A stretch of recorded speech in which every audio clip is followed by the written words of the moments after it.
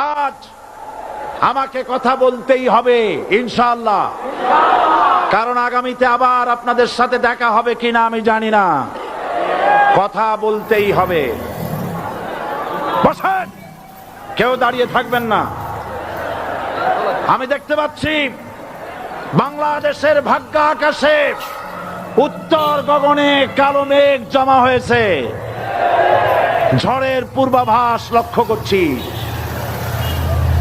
যদি মোকাবেলা করতে না পারেন সক্ষম ভাবে, এমন অন্ধকার গাঢ় কালো অমাবস্যার রাত আসতে পারে যার শুভে সাদে খাওয়া অসম্ভব।